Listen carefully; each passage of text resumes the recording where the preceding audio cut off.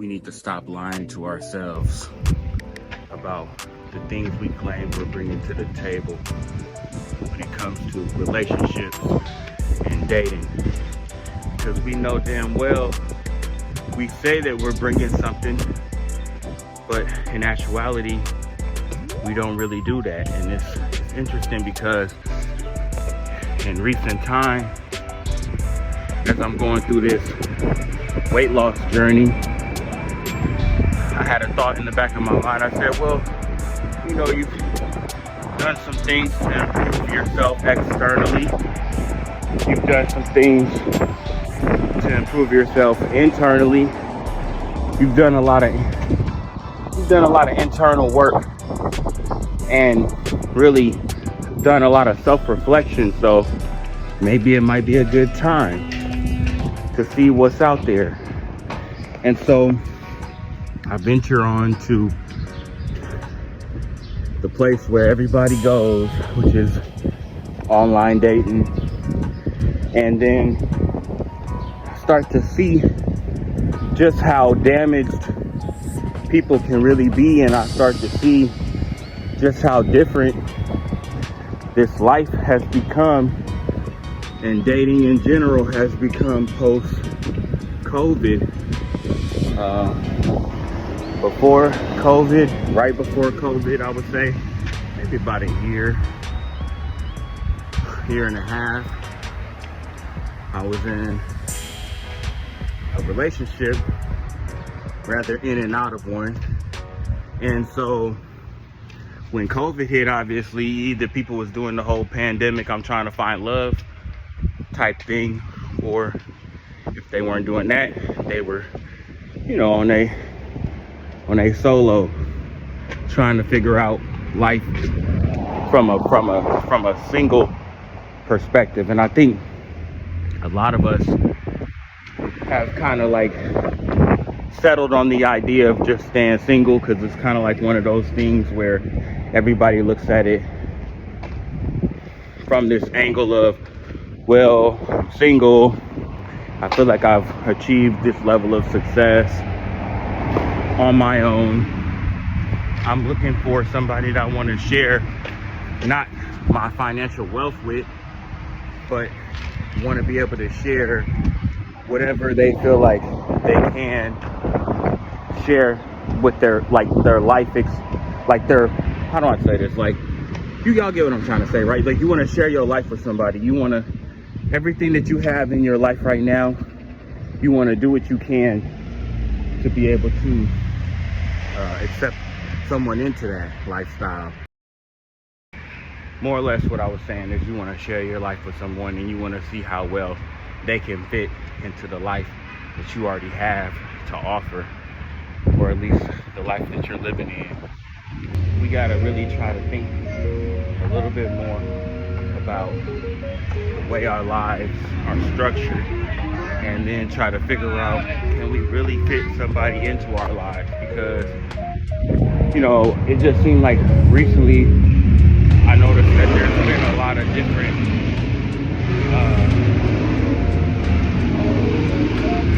situations, we'll call them, that I found myself in. And if they're unfortunate situations to be in, coming from my standpoint, because it's like, as I've kind of alluded, it's like I'm working on myself and I'm trying to get everything together. And it's like, I feel like I've kind of gotten to a point where now, you know, you kind of make a mental note to yourself and be like, okay, yeah, I'm at a point where I can for sure see myself being with somebody. But it's like, realistically speaking, what does that truly entail? And I think we don't really think that deeply into it. We just want that sense of completion. And I think that sense of completion comes with a trade-off. And I think that trade-off is that when we do present ourselves to somebody, we are always presenting ourselves in a form that we feel will be most acceptable. But then the biggest issue with that is that you're hiding your flaws in hopes that the person will not recognize them. And then when they do finally recognize them, you're hoping that they don't make a big deal about it. Like, oh, I hope they accept me for me. I hope it's no issues there. And it's like, you're gonna get a part of that, but you're gonna get more. You're gonna get a level of, I don't know how you phrase this, but basically the best way to put it is that I was talking to this one girl. I thought she was cool. I thought we were cool, but I came to find out that wasn't really the case. And the reason why I realized it was because it was like I was talking to her, but then some days she was hot, some days she was cold. Now I know some people might say, well, maybe you were coming on strong. And realistically, yes, I probably was coming on a little bit strong. So when you reflect on that, from like viewing it from like a third person perspective, I think what you really realize is that some people are just not going to be ready for everything that you have to bring to the table. And because of it, it kind of puts them in a state where they shut down, or they kind of like give up. They don't really put the efforts in like they're supposed to. And that's fine, you know. I think a lot of us are kind of like addicted to work. That's one observation that I've kind of really started to notice is like, no matter how much you say you want to be in a relationship with someone, the truth of the matter is that work comes first. Work is what puts food on the table, it's what keeps a roof over your head, and it's what you've been committed to for so long as an independent woman or man, depending on your gender. And it's like, you can't really sacrifice your livelihood for a relationship, especially because we're not really living in times where a man could just be like, if you get with me, you'll never have to work another day of your life. I feel like that's the biggest flex that any man could ever, you know what I'm saying, put out there. But to the girl or whoever he talking to. But for me, I think I kind of really realized, like, I'm not working no job where I'm able to tell that to a girl and really, really feel that level of confidence when I spit that, you know what I'm saying? So I'm like, well, what I can offer is companionship. I can offer support, emotional support, physical support, because I do have the strength to be able to physically support you through the various different things that you might have to tackle, whether it's moving or whether it's you know what I'm saying, putting stuff together, building some stuff. I mean, I may not have an engineer's mind to a T, but I can definitely put something together, read instructions, and build something. So it's like, I think that's kind of one of the things that we really struggle with as a society. And will we be able to recover from it is the biggest question. And I think we will not. I don't think we will. I think there's a few out there, lucky individuals that are kind of in a position where everything kind of works for them.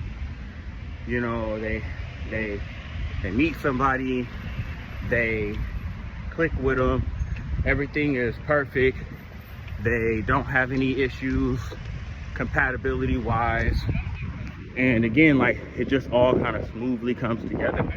But for the most part, most people are not able to achieve that success. And like I said, I think COVID has played a large role, for sure. I think the aftermath of the lack of socialization has made people go into their shell, into their comfort zones. They don't really want to come out of their comfort zones. But as you look around though, like I said, I see happy people. I see people that are satisfied with life. And I can't make an assumption to look at this person or this person or this person, be like, that person's single, that person's single. But sometimes you can kind of like feel it. You know what I'm saying? Like, I swear, like if you see like a woman and she has a dog, and then it's just like, you could just sense that she's alone. It's like, I don't know if it's looking in her eyes, I don't know if it's her stature, the way she's carrying herself. You know, it might be a kind of like a thing where if I see her and she looks like her dog provides her with the protection that women need or want or would like, then she kind of like feels like she's not alone in life. I think that's what it might be, maybe. But again, I think, like I said, when it comes to everything that's going on in this world, we really have to be real with ourselves. We got to be honest with ourselves. We got to be honest with everybody. We got to start speaking more truth, which is what I'm essentially trying to do here, is have a place where I can use my voice to be able to express my thoughts to those that may be feeling the same way. And today, you know, we chilling, we living a good day. You know, as you can see, we're surrounded by nothing but what nature has to offer, which I think in the truest sense is the best way to be connected to the earth and to really settle into the day. We need to make sure we make connections with all of the elements that surround us, and that's basically what we're doing right now. But we will rise from whatever we've been, you know, and I don't want to make a cliche comment like we will rise from the ashes. That's not really where I'm going. But we will rise from whatever circumstances we find ourselves in. That is a fact. We will do it when it comes to relationships.